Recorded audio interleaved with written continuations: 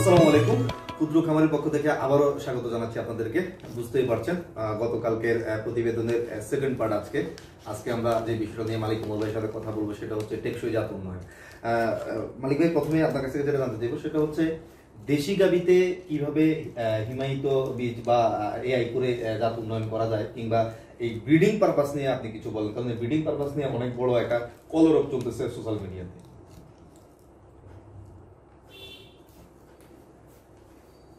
Breeding এটা আসলে অনেক বড় একটা জিনিস, কিন্তু মানে আমরা এআই আর ব্রিডিং দুটারে গোলায় ফেলতেছি। আর্টিফিশিয়াল ইনসেমিনেশন আমাদের কিন্তু এই যে একটা ডিপার্টমেন্ট আছে, লাইভ স্টকের একটা ডিপার্টমেন্ট, যে কৃত্রিম প্রজনন ও ঘাস উৎপাদন। প্রথমে এই মানে ডিপার্টমেন্টের নামকরণটার মধ্যেই কিন্তু সমস্যা, কারণ এই ডিপার্টমেন্টটা হওয়া উচিত ছিল ব্রিডিং এবং কৃত্রিম প্রজনন। ঘাস উৎপাদন জিনিসটা কিন্তু আলাদা, ওইটা এগ্রিকালচার ব্যাকগ্রাউন্ডের কারো দায়িত্বে থাকলে মনে হয় ভালো হতো, বা হয়তো প্রাণী সম্পদেরই কেউ যদি এগ্রিকালচার, ওনারা তো নিশ্চয়ই বোধহয় ঘাস উৎপাদন সম্পর্কে পড়েন, তাদের দায়িত্বে থাকলে ভালো হতো।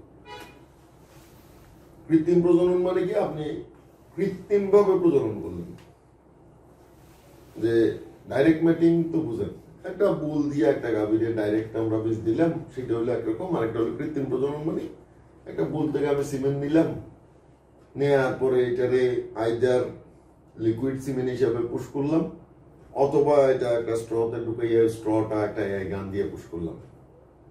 এটা হলো কৃত্রিম প্রজনন। But breeding is quite different. Breeding মানে কি, আমার গরুটা প্রথম কি গরু আমার কাছে আছে আমি দেখতে হবে, এই গরুটা থেকে ভবিষ্যতে এর চেয়ে ভালো বাচ্চা আমার পাইতে হবে। ধরেন আমি একজন কৃষক, আমার কাছে একটা 2 লিটারের গরু আছে, আমি দেশি গরুই পালতে চাই, তাহলে আমি কি করব, আরেকটা ভালো দেশি ষাঁড়ের বীজ আমি সংগ্রহ করবো। এটা সরকারি হইতে পারে, বেসরকারি হইতে পারে, যে কোনো কোম্পানি থেকে।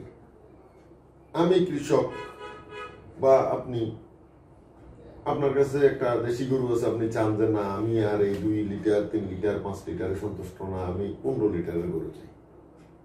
তখন আপনি কি করবেন, আপনি একটা সিলেক্ট করবেন একটা হলস্টিন। আমাদের দেশে যেহেতু হলস্টিন আর শাইওয়াল এই দুইটাই আমাদের অ্যাকচুয়ালি ব্রিড সরকারিভাবে অনুমোদিত, তাহলে আপনি একটা হলস্টিন প্রেফারেবলি সিলেক্ট করবেন। করার সময় আপনি দেখতে হবে যে এই বুলটা যদি আমাদের লোকাল বুল হয়, যেহেতু লোকাল বুলগুলো ইভ্যালুয়েটেড না, বাট আমাদের ব্র্যাক, সরকারি ব্র্যাক, এডিএল, লালতির, তারপরে ইজাব, আরো অনেক কোম্পানি তো মার্কেটে আছে, আপনারা খবর নেন যে কোন কোম্পানির কোন কোন বুলটা বিভিন্ন জায়গায় ভালো দুধ দিচ্ছে। আর যদি এটা আমেরিকা থেকে ইম্পোর্ট করা সিমেন্ট, ইপিডি দেখেই কিন্তু বোঝা যাচ্ছে যে এটার বাচ্চা কেমন হবে। এখন হয়তো মিলবে না, আমেরিকান বুলের ইপিডি দেখবেন প্লাস 1500 পাউন্ড। এটার অর্থ হলো সে আমেরিকার বেস পপুলেশন হচ্ছে 1500 পাউন্ড বেশি দুধ দিবে তার বাচ্চাগুলো। আমেরিকার বেস পপুলেশন 12,700 লিটার, তাহলে 1500 পাউন্ড মানে আরো 600 লিটার, তাহলে এটা 13,200 লিটার দুধ দিবে। বা এটা যদি প্রুভেন বুল হইতে পারে, জেনোমিক বুল হইতে পারে, তাহলে এই যে 13,200 লিটারের একটা দিবেন, আপনি দেশি গরুতে দিলে তো আর আপনি 13,200 লিটার পাবেন না।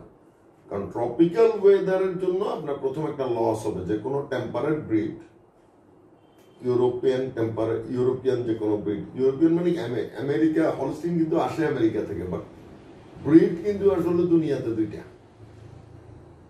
একটা হলো ইউরোপিয়ান ব্রিড, একটা হলো ইন্ডিয়ান ব্রিড। এই যে বস ইন্ডিকাস, এই গির ফ্রিশিয়ে মানে সরি গির, শাইওয়াল, অঙ্গল, তারপারকার যা কিছু আছে, চৌটালা, হাম্প, সবই হলো ইন্ডিয়ান ব্রিড। আরেকটা হলো টুরাস, বস টুরাস, যেগুলো চোট নাই, সব কিন্তু ইউরোপিয়ান ব্রিড, এগুলোর অরিজিন ইউরোপে। যদিও হলস্টিনের চূড়ান্ত বিকাশটা হয়েছে কিন্তু ইউএসএ তে। আপনি দেখেন ইউরোপের যে কোনো দেশের তুলনায় হলস্টিনের গড় কিন্তু দুধ ইউরোপে অনেক বেশি। তাইলে আমরা এখন ধরেন আমরা দেশি হইলে যেটা করবো, খবর নেবো কোন বুলটার বাচ্চা ভালো করতেছে। আর যদি আমরা আমেরিকান ইম্পোর্টেড বীজ কিনি, বিভিন্ন কোম্পানি ইম্পোর্ট করতেছে, তাহলে আমরা ইপিডি দেখবো। ইপিডি দেখে দেখবো যে কোনটার বাচ্চার পিটিএমএল বেশি আছে, তাহলে পিটিএমএল বেশি থাকলেই দিবেন না, 40% ট্রপিক্যালের জন্য আপনি বাদ দিবেন। ধরুন একটা পিটিএমএল ধরেন আছে ১,৫০০ পাউন্ড, এটার অর্থ হইল সে ১৩,০০০ লিটার দুধ দেওয়ার ক্ষমতা রাখে। এটা হলো আমেরিকাতে। তাইলে আপনি প্রথম 60% বাদ দিয়ে বাকি কত হয় ৭,০০০ লিটার। আপনি ধরে নেন যে এইটার ৭,০০০ লিটার একটা মেরিট আছে। আপনি এখন আপনার দেশি গরু যেটা আছে ৩ লিটারের, এইটার যখন এটা দিয়ে বীজ দিবেন, দেওয়ার পরে যেটা হবে আপনার দেশি গরুর এই ২ লিটার বা ৩ লিটার প্লাস ৩ লিটার মানে কি, ওই যে ১ ল্যাকটেশনে ধরেন ৭০০ লিটার বা ৮০০ লিটার বা ১,০০০ লিটার, এই ১,০০০-এর সাথে ৭,০০০ যোগ করেন, তাহলে ৭ × ১ = ৮,০০০ লিটার। এইটার অর্ধেক, যেহেতু ২ ওখান থেকে অর্ধেক অর্ধেক আসবে। যদিও এই গণিতের সূত্রের মতো সবকিছু কিন্তু লাইভ অ্যানিমেলে আসে না, বাট আমরা ধরে নেব গড়ে কিন্তু অর্ধেক আসবে। তাহলে ৭ × ১ = ৮,০০০ মোটামুটি আপনি ধরে নিতে পারেন। খুব ভালো একটা বুল যদি আপনি ইউজ করেন, এটা আমাদের বাংলাদেশের কোনো কোম্পানিরই হোক, আর এটা ইউএসএ থেকে ইম্পোর্ট করা হোক বা অস্ট্রেলিয়া থেকে ইম্পোর্ট করা হোক বা নেদারল্যান্ড থেকে ইম্পোর্ট করা হোক, তাইলে আপনি মোটামুটি ৪,০০০ লিটার, ৪,০০০ লিটার মানে গড় হইলো ৩-১২ লিটার গড়ের আপনি একটা বাচ্চা পাবেন, যেটা হয়তো পিকে আপনার ২০ লিটার দুধ দিবে, আস্তে আস্তে কমে আসবে। আবার আপনার যদি ক্রস গরু থাকে, আপনি ওইটারে কি বীজ দিবেন, এইটা হলো সবচেয়ে বড় সমস্যা। কারণ আমরা কিন্তু আমাদের ওয়েদারের কারণে 100% ফ্রিশিয়ান আমরা পালতে পারবো না। 100% নিয়ে কিন্তু একটা উন্মাদনা চলতেছে। এইটার বিরুদ্ধে আমি বহু বলছি, বইলে অনেকের শত্রু হয়েছি, বাট আমি আমার এক্সপিরিয়েন্স শেয়ার করি। আমি যখন প্রথম ফার্ম করি 1994-তে, তখন চিটংয়ে খালি শহরের ভিতরেই 400 ফার্ম ছিল। আমরা কয়েকটা ফার্ম, এর মধ্যে 400 ফার্মের মধ্যে তো 4-5টা টিকে আছে। যেই ফার্মগুলো টিকে আছে, ওই ফার্মগুলা 100% এর পিছনে দৌড়ায় নাই, সবাই ক্রস ব্রিড ইউজ করছে, সিমেন্ট ক্রসের মধ্যে ক্রস। আর যারা কন্টিনিউয়াস 100% দিয়ে যে আমি অনেক বেশি দুধ পাবো, প্রতিটা ফার্ম বন্ধ হয়ে গেছে 5-7-10 বছরের মধ্যে।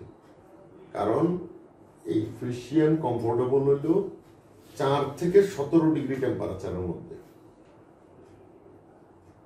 এখন যে 4 থেকে 17 ডিগ্রি টেম্পারেচারে কমফোর্টেবল, আপনি তারা যদি আইনা এই 30-32 ডিগ্রি টেম্পারেচার, আমাদের পৌষ মাস মাঘ মাসের টেম্পারেচার, আমাদের পৌষ মাঘের, এই জন্যই হলস্টিন ক্রস গুলো কিন্তু 2 মাসই ভালো থাকে বাংলাদেশে, বাকি সময় তারা স্ট্রাগল করে। এবং 32 ডিগ্রি যেটা আমরা দেখতেছি বাস্তবে, এই মোবাইল তো সবাই ইউজ করে না, আপনিও তো মোবাইল ইউজ করেন। মোবাইলে যখন ওই যে অ্যাপসে ঢুকবেন এই যে টেম্পারেচারের, তখন একটা রিয়েল ফিল নামে একটা জিনিস আসে, দেখছেন? দেখবেন টেম্পারেচার শো করতেছে এখানে 32 ডিগ্রি, রিয়েল ফিল শো করতেছে 39 ডিগ্রি। এই রিয়েল ফিল অর্থ কি? এটা হলো টেম্পারেচার হিউমিডিটি ইন্ডেক্স বলে একটা কথা আছে। এই 32 ডিগ্রি তো সে কমফোর্টেবল থাকতো, বাট ডিউ টু হিউমিডিটির কারণে এই মানে ফিল করাটা, টেম্পারেচার ফিল করাটা অনেক বেড়ে যায়। তখন 32 ডিগ্রি টেম্পারেচারে আপনি ফিল করতেছেন 39 ডিগ্রি। আবার টোটালি হিউমিডিটির কারণে হচ্ছে। আবার যদি 32 ডিগ্রি টেম্পারেচারের মধ্যে হিউমিডিটি 15 থাকে, আপনি তখন ফিল করবেন 29 ডিগ্রি, কমফোর্টেবল থাকবেন। আমাদের দেশে আমরা 32 ডিগ্রিতে ঘামাইয়া টামাইয়া একদম মানে খুব স্ট্রেসড হয়ে যায় না, বাট মিডল ইস্টে দেখবেন যে এই 40-42 ডিগ্রির মধ্যেও লোকজন যদি খালি মাথার উপর একটা ছাতা ধরে রাখে, ও কিন্তু স্ট্রেসড হবে না। কারণ ওইখানে সে ঘামাচ্ছে না, ঘামাচ্ছে না, এটা ঠিক না, বাট ঘামটা কিন্তু তার গায়ে লেপটে থাকতেছে না, এই জন্য সে স্ট্রেসড হচ্ছে না, ঘামটা সাথে সাথে উড়ে যাচ্ছে। এখন এই রিয়েল ফিলের কারণে আমরা বেশি পার্সেন্টেজ বাড়াইতে পারবো না, যেহেতু হলস্টিন 17-তে কমফোর্টেবল হাইয়েস্ট, আমরা ম্যাক্সিমাম তার 22 ডিগ্রির মধ্যে রাখতে হবে, 22 ডিগ্রির উপর উঠেই যাবে না পিওর। তাহলে আমি যদি ক্রস ব্রিড করি, ধরুন 50% আমি লোকাল বা শাইওয়াল বা গেট যে কোনো একটা দিলাম, বাকি 50% হলস্টিন। তো ধরুন গির শাইওয়াল যেমন লোকাল, আমাদের লোকালের মোটামুটি টলারেবিলিটি হলো 32 ডিগ্রির মতো। আবার গির বা শাইওয়াল 32 ডিগ্রি মানে কি 32 ডিগ্রি ওইদিকে ম্যাক্সিমাম, এদিকে মিনিমাম তারা মোটামুটি 10 ডিগ্রি, 10 থেকে 32-এ ওরা কমফোর্টেবল থাকে আমাদের দেশি গরুগুলো। কিন্তু গির শাইওয়ালের সাথে ক্রস করার যেটা সুবিধা, শাইওয়াল এবং গির এই দুইটা যেই এলাকা থেকে এসছে, যেমন শাইওয়ালটা অ্যাকচুয়ালি যে ইন্ডিয়ার পাঞ্জাব প্রদেশ থেকে আসছে, ঠিক মানে ইন্ডিয়া বর্ডারের ওই পাশে পাকিস্তানের ভিতরে যে শাইওয়াল ডিস্ট্রিক্ট, ওইখান থেকে পুরো পাঞ্জাব প্রদেশটাই হইলো যে শাইওয়ালের অ্যাকচুয়ালি আদি বাসস্থান। পাঞ্জাবের টেম্পারেচার শীতকালে থাকে 2 ডিগ্রি, গরমকালে এটা 48 ডিগ্রি পর্যন্ত ওঠে। এবং যে কারণে শাইওয়ালের একটা বিরাট মানে ওই গ্যাপ সহ্য করার ক্ষমতা আছে, ও 2 থেকে 48 পর্যন্ত হজম করতে পারে। গির গুজরাটের গির ফরেস্ট এলাকা থেকে আসছে, ওই এলাকায়ও কিন্তু গরমকালে টেম্পারেচার হয়ে যায় অলমোস্ট 45-46 ডিগ্রি, ঠান্ডার সময়ও কিন্তু 3 ডিগ্রি 4 ডিগ্রি। তো তার কিন্তু 40 ডিগ্রির একটা গ্যাপ সহ্য করার ক্ষমতা আছে। আমাদের দেশিগুলোরও কিন্তু 10 থেকে 32 মানে 22 ডিগ্রি একটা গ্যাপ সহ্য করার ক্ষমতা আছে। এইটার সাথে যখন হলস্টিন যোগ হয়, এই সবকিছু মিলাইয়া ধরেন আপনি যদি দেশির সাথে ক্রস করেন, তাইলে ওই যে হলস্টিনের ধরেন 17, এদিকে হইলো কত 32 আর 17 কত, 32 আর 17 হচ্ছে আপনার 49 এর অর্ধেক, 49 এর অর্ধেক হয়ে যাচ্ছে আপনার 24 24.5 ধরেন সে মোটামুটি 50% একটা লোকাল ক্রস কমফোর্টেবল থাকবে। 24.5 জায়গায় এটা 32 যখন হয়ে যায় একটু বেশি, মানে সে কিন্তু কম্পারেটিভলি হয়তো একটু স্ট্রেসড হবে, কিন্তু পিওর হলস্টিনের মতো হবে না। কারণ পিওর হলস্টিনে যেহেতু 17 হলো তার ম্যাক্সিমাম লিমিট, হ্যাঁ 22 পর্যন্ত সে এরকম 32-এ যেরকম এটা টিকবে ওইটা 22-এ টিকবে, বাট 4 থেকে 17 হলো তার কমফোর্ট জোন। তাইলে সে মোটামুটি 24 যখন হবে তার টলারেবিলিটি, সে কিন্তু কমফোর্টেবল থাকবে। আবার শাইওয়ালের সাথে ক্রস করবেন, তার কিন্তু হিউজ একটা টেম্পারেচার সহ্য করার ক্ষমতা আছে, যেটা হলো 2 থেকে 48 মানে 46 ডিগ্রি। তাহলে আমরা 46 আর 17 কত, 46 আর 17 হয়ে যাচ্ছে আবার এদিক থেকে আপনার অলমোস্ট 60 এর কাছাকাছি, 60 এর অর্ধেক 30, সে কিন্তু আরো অনেক বেশি টেম্পারেচারে কমফোর্টেবল থাকবে। আচ্ছা, তাহলে মনে করেন যে দেশি গাবি, যেটা দেশি গাবিতে আমরা সিমেন ইউজ করবো হচ্ছে 50 থেকে 70% এর মতো। না, আমি দেশি গাবিতে তো অবশ্যই আমি 100% সিমেন্ট দেবো, যাতে আমার একটা 50% বাচ্চা তৈরি হয়। আচ্ছা, F1 50% বাচ্চা, কারণ আমি দেশি মানে হলো 100% দেশি। আচ্ছা, হলস্টিন মানে 100% হলস্টিন। এই 100 প্লাস 100, তাহলে আমি যখন ক্রস করলাম দেশির থেকে আসলো অর্ধেক 50, হলস্টিনের থেকে আসলো অর্ধেক, তাহলে 50। তাহলে বাচ্চাটা কি হবে, দেশি অর্ধেক দেশি অর্ধেক 50। হ্যাঁ, আমি এখন এই বাচ্চাটা যখন ক্রস করব, এই বাচ্চা যদি বকনা হয় যখন, এটাকে যখন প্রজনন করব, হ্যাঁ যখন আমি ক্রস করব, তখন এটার জন্য আমার এইবার চিন্তা করতে হবে যে আমি কি করব। তখন আমার চিন্তা করতে হবে ইনব্রিডিং, কারণ আমি যেই ক্রসটা করব ওই ক্রস যেই বুল দিয়ে করব, ওই বুল প্রথম আমি যেই বুল দিয়ে আমার গাভীরে বীজ দিছি এটা কিনা, যদি এইরকমই হয় যে ওই বুলের বাচ্চা মানে মায়ের আর জিয়ের বাপ একজন আর স্বামী একজন, তাইলে ইনব্রিডিং এর কারণে আমি লস করব। যখন দেখবো যে না এটা এক না, এইবার আমি চিন্তা করবো যে ওই বুলটা কি শাইওয়ালের সাথে ক্রস করা নাকি লোকালের সাথে। কারণ শাইওয়ালের একটা ক্যাপাবিলিটি হইলো, লোকালের সাথে যখন একটা বুল ক্রস করা হবে তখন ওই বুলটার ক্যাপাবিলিটি কি হবে, লোকালের ধরুন 3 লিটার, আর এই বুলটার আমেরিকান বুল মানে হইলো ধরুন গড় তার দুধ দেওয়ার ক্ষমতা হইলো 40 থেকে 50 লিটার।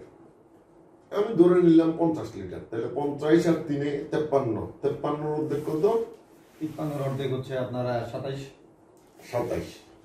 আর আমার দেশি হইলো 3-এর থেকে আমি কত পাইলাম 1.5, তাহলে 28.5 লিটার ক্যাপাবিলিটির আমি একটা বুল পাইলাম। এটা হইলো যে থাম রুল, বাট বাস্তবে সবসময় ঘটে না।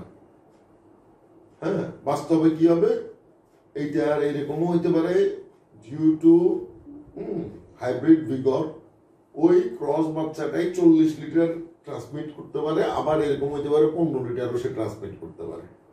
আচ্ছা, তাইলে আমরা এই বুলটার এবার সিলেকশনের প্রসেসে আনতে হবে। হ্যাঁ, ওই বুলগুলার সিলেকশন প্রসেসে আনতে হবে।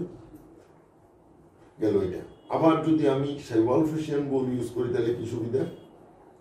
শাইওয়াল গরুর ধরুন দুধ দেওয়ার ক্যাপাবিলিটি আছে গড়ে মানে পিকে 40-42, বাট ওইরকম শাইওয়াল তো সারা দুনিয়াতেই আছে হয়তো 50টা, আপনি গড়ে পাবেন 20 থেকে 25 লিটার। তাহলে কি হলো, আপনার 50 লিটারের একটা হলস্টিন আর 25 লিটারের একটা শাইওয়াল আপনি ক্রস করেন, কত? 75 অর্ধেক কত? 75 অর্ধেক হচ্ছে আপনার অলমোস্ট 35-এর বেশি। 35। তাহলে আমি যদি একটা এসএলএফ বুল ইউজ করি, আমি কিন্তু প্রথমেই কিন্তু আমি যেখানে লোকাল ফ্রিশিয়ানে আমি পাচ্ছি 24 বা 24.5, সেখানে আমি কিন্তু 35 লিটারের একটা ম্যারিন পাচ্ছি। এই 35 লিটারই আবার হাইব্রিড ভিগরের কারণে সে 50 লিটার হয়ে যেতে পারে, আবার এটা 25 লিটার হইতে পারে। আমি সবসময় চিন্তা করবো যে না, আমি একটা লোকাল ফ্রিশিয়ান একটা এসএলএফ বুল দিয়ে দিতে দেবো। যে এসএলএফ বুল তো আমাদের দেশে অ্যাভেলেবল সরকারি ভাবেও আছে। ধন্যবাদ মালিক ভাই আপনাকে। ক্ষুদ্র খামারি বন্ধুরা কথা বলে এখানে শেষ করতে পারিনি। আচ্ছা, হ্যাঁ, আমার মনে হয় আর একটু আপনার হয়তো দেরি হয়ে যাচ্ছে। তারপরও এখানে এরপরে অনেকে মনে করতে পারেন যে না, আমি আমার একটু ঘরটা খুব খোলামেলা আছে, অনেক বেশি ফ্যানের ব্যবস্থা করতে পারছি, চারিদিকে একটু গাছগাছালি আছে, আমি আর একটু বেশি প্রোডাকশন চাই। হ্যাঁ, কিছু কিছু খামার এরকম আছে না, খুব খোলামেলা একদম, হয়তো অনেক বড়, ওনারা কিন্তু ইচ্ছা করলে 75% উঠতে পারে। কিন্তু সেটা হইলো যে যদি এনশিওর করতে পারে যে না, আমি গরমকালে গরুটারে খুব ভালোভাবে রাখতে পারবো, আমার চারিদিকে খোলামেলা প্রচুর বাতাস আছে, আমার প্রচুর ফ্যান আছে, ইলেকট্রিসিটি ফেলিউর হয় না এলাকায়, বা আমি ইলেকট্রিসিটি ফেলিউর হলে অন্তত আইপিএস দিয়া বা জেনারেটর দিয়ে আমি ফ্যান 24 ঘন্টা চালাইতে পারবো, তাইলে আপনি আরেকটু বেশি পার্সেন্টেজ উঠাইতে পারেন। শাইওয়াল ফ্রিশিয়ান আপনি 75% বুল দিয়ে করেন, বা আপনি ডাইরেক্ট ওইটারে আরেকবার আপনি 100% ফ্রিশিয়ান দিতে পারবেন। হ্যাঁ, যেটা আপনার প্রথম F1, অথবা আপনি আস্তে আস্তে 75% বুল ইউজ করতে করতে গ্র্যাজুয়ালি এটারে আপনি একটু উঠায় নিয়ে যেতে পারেন। বাট সবকিছু নির্ভর করবে যে আপনার পরিবেশ পরিস্থিতি। আপনার যদি এরকম হয় যে না, আপনার ঘরটা খোলামেলা না, হয়তো বহু কষ্টে একটা ছোট জায়গায় আপনি 2টা গরু পালতেছেন, আপনি কিন্তু সবসময় চেষ্টা করতে হবে 50% এর মধ্যে থাকার। আর যদি কমার্শিয়াল ফার্ম হয় এবং ম্যানেজমেন্ট যদি খুবই ভালো হয়, হয়তো আপনি 75%, তারপরও 75% কিন্তু মানে নর্মালি আমরা দেখি যে আমাদের ফার্মগুলোতে কমফোর্টেবল থাকে না। সেই ক্ষেত্রে যেটা সবচেয়ে ভালো, এটা হলো 50 আর 75-এর মাঝামাঝি পার্সেন্টেজটা মেনটেন করা। সেই ক্ষেত্রে আপনি প্রোডাকশনটাও ভালো পাবেন, তার ডিজিজ রেজিস্ট্যান্স থেকে শুরু করে সবকিছু। কারণ আপনারা খেয়াল করছেন, একজন আমেরিকান বাংলাদেশে আসার পরে আমরা গরুগুলোর যেভাবে রাখি, আসলে এটা কিন্তু অলমোস্ট বলতে গেলে হয়তো শুনতে খারাপ লাগবে, এটা বস্তির মতো। আমাদের বস্তিতে যেভাবে মানুষ থাকে, আমাদের ফার্ম গুলোতে ওইভাবে থাকে, কারণ আমাদের জায়গার অনেক সংকট আছে। আমরা কিন্তু এরকম যে 4 জন লোক 9 রুমের একটা বাড়িতে থাকতেছি, এরকম কিন্তু গরু রাখতে পারি না। তাহলে যেহেতু রাখতে পারি না, অনেক বেশি কনজাস্টেড অবস্থায় বস্তির মতো ছোট ছোট ছোট ছোট জায়গায় অনেকগুলা গরু, আপনি ওইখানে কিন্তু আমেরিকান একজন মানুষেরা এটা বস্তিতে ঢুকাই দিলে যেরকম সে 15 দিনে লম্বা হয়ে যাবে, এই হাই পার্সেন্টেজের গরু কিন্তু আপনি যদি ওইভাবে রাখেন তাহলে পারবেন না। তাহলে হাই পার্সেন্টেজের গরু আপনি খুব খোলামেলা জায়গায় ফ্যান ট্যান দিয়া, একটু গরমকালে ঘন ঘন গোসল টোসল করাই দিয়ে যদি রাখেন, তাহলে হয়তো আপনি একটু পার্সেন্টেজ বাড়াইতে পারবেন। কিন্তু কোনো অবস্থাতে 75%-এর বেশি 1%-ও যাওয়া যাবে না। এই জিনিসটা সবসময় খেয়াল রাখবেন। এবং পার্সেন্টের চেয়ে বেশি ম্যারিটটা খুঁজতে হবে, বুলের ম্যারিট, এবং বুলগুলা পরীক্ষিত হইতে হবে। এবং বুল পরীক্ষিত হওয়ার জন্য কিন্তু 20-50 বছর দরকার নেই। আমরা কিন্তু শুরু করি নেই এই জন্য আমাদের, বাট আমাদের দেশে কিন্তু সরকারি কয়েকটা বুল কিন্তু প্রুভেন বুল আছে, এটা জানান কিনা জানেন, 5-6টা বুল কিন্তু সরকারিও আছে। এবং বাংলাদেশের ফার্স্ট প্রুভেন বুল কিন্তু JR01। আচ্ছা, এরপরে JR01 সম্ভবত 2টা বাচ্চা আছে, 202, 204, এই 2টাও প্রুভেন। তাহলে আপনি আবার ওই যে সবসময় খেয়াল রাখতে হবে, ব্রিডিং কিন্তু খুব জটিল এবং খুব সোজা জিনিস। আপনি যদি না বুঝেন এটা খুবই জটিল, বুঝলে খুবই সোজা। যে আর 01 একটা বাচ্চারে আপনি 202 বা 204 দিয়ে করতে পারবেন না, কারণ এই দুটোটা তার বাচ্চা।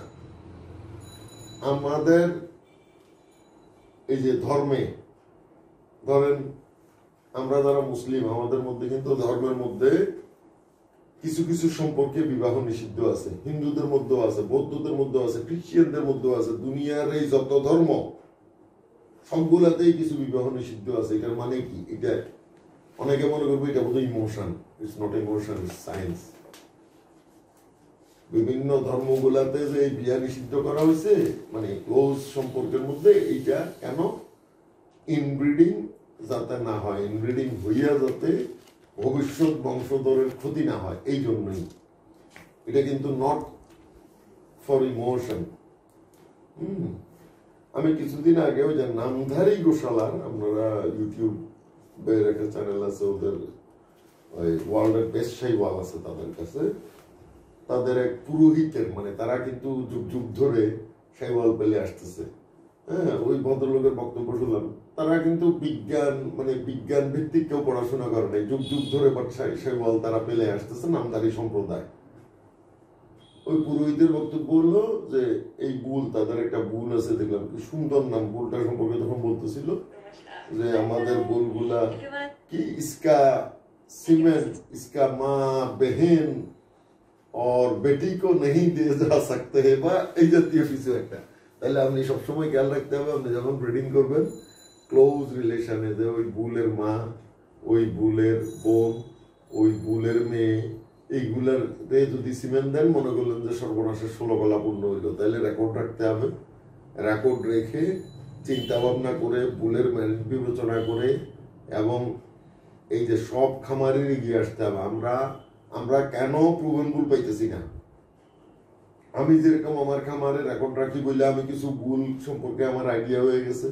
সবাই যদি প্রতিটা গাভীর একটা নাম্বার দেয় বা একটা নাম দেয়, কত নম্বর বুল দিয়ে বীজ দিছে এবং এই বীজ দেওয়ার পরে ফলাফল কি হইলো, এরকম যদি আমরা সব খামারিরা যদি এটা রাখি, আমাদের কাছ থেকে তথ্য নিয়ে। এখানে আমেরিকাতে যে জেনোমিক টেস্টিং হয় বা ব্রাজিলে হয়, ইন্ডিয়াতে হয়, এখানে তো এরকম না যে ওই গভর্নমেন্ট বসে বসে কিছু করে ফেলতেছে।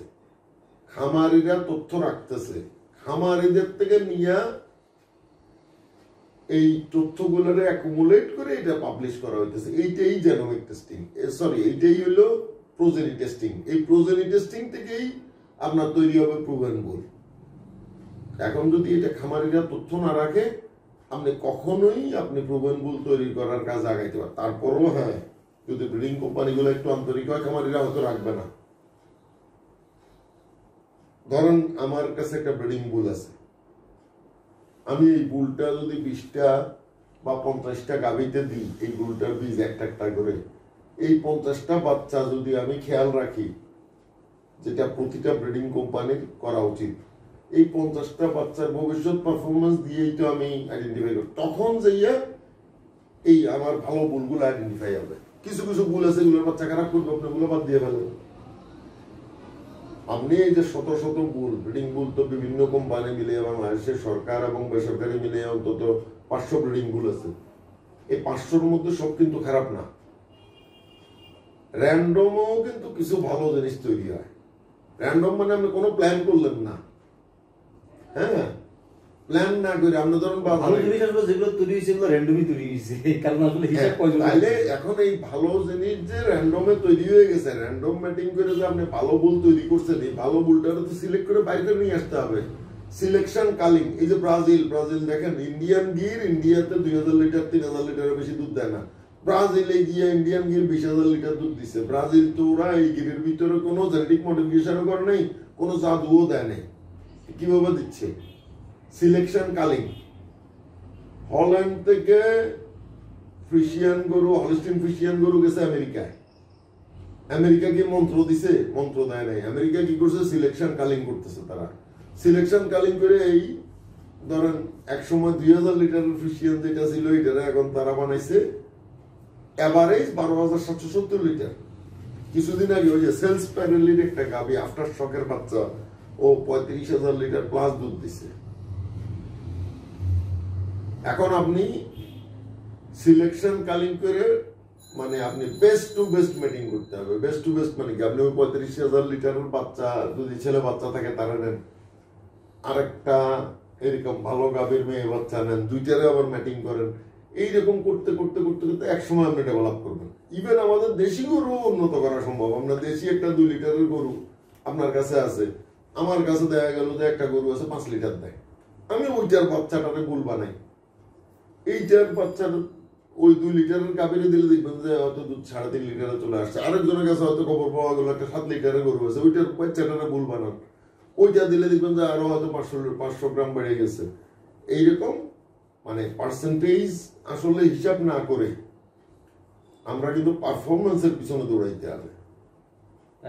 হ্যাঁ, আমাদের এখানে একটা ভূত উঠছে সবার, খালি 100% পার্সেন্টেজ নিয়ে দৌড়াইতেছি। আচ্ছা, 100% আমি বলি, ইন্ডিয়াতে একটা কোম্পানি আছে এবিএস ইন্ডিয়া, ওরা সিমেন্ট বিক্রি করে, ওদের প্রাইস লিস্টে দেখবেন 30 টাকা থেকে শুরু করে 750 টাকা পর্যন্ত পিওর ফ্রিশিয়ান সিমেন্টের দাম আছে। আমাদের দেশেও দেখেন বিভিন্ন প্রাইসের সিমেন্ট। আগে এক সময় কিন্তু সব একদম ছিল, গোড়া গাদা সব একদম। এখন দেখবেন আপনি বাংলাদেশেও কিন্তু 2000 টাকা দামের ইম্পোর্টেড সিমেন্ট আছে। আবার যেই কোম্পানির থেকে 2000 টাকা ইম্পোর্ট করে 2000 টাকা বিক্রি করতে, ওই একই কোম্পানির থেকে ইম্পোর্ট করা 100% সিমেন্টের দাম ওই একই কোম্পানি বিক্রি করতেছে 350 টাকা।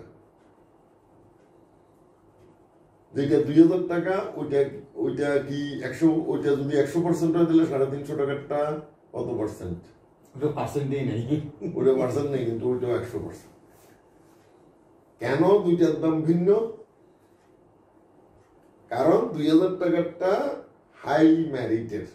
হাই ম্যারিট মানে এরকম না দুধ অনেক বেশি, এরকম না, তার বিভিন্ন ট্রেড ম্যারিট গুলা ভালো, মানে তার বাচ্চাগুলা স্ট্রং হবে, মেটাবলিক ডিজিজ রেজিস্ট্যান্স হবে, ম্যাস্টাইটিস রেজিস্ট্যান্স হবে, কিটোসিস কম হবে, তার অন্যান্য যে তার ডটার কাবিনিস ভালো হবে, তার ডটার প্রেগনেন্সি রেট ভালো হবে। এই যে ইভ্যালুয়েশনগুলা, এই ইভ্যালুয়েশনগুলা কিন্তু আমাদের দেশেও করা সম্ভব, এবং এগুলো আসলে করতে হবে। আমাদের অনেক দেরি হয়ে গেছে, আমরা আর দেরি করা যাবে না। আচ্ছা, ধন্যবাদ আপনাকে। ক্ষুদ্র খামারি দর্শক, আশা করি ভিডিওটা অনেক বড় হলেও অনেক ইনফরমেশন পেয়েছেন ভিডিওটা থেকে। তো যাই হোক, আমরা এর পরবর্তী ভিডিও আগামীকালকে পাবলিশ হবে ইনশাল্লাহ, আগামীকালকে পাবেন। সেখানে আমরা আলোচনা করব আদর্শ গাভীর আদর্শ খাদ্য ব্যবস্থাপনা নিয়ে। আজ এখানেই বিদায় নিচ্ছি। আসসালামু আলাইকুম।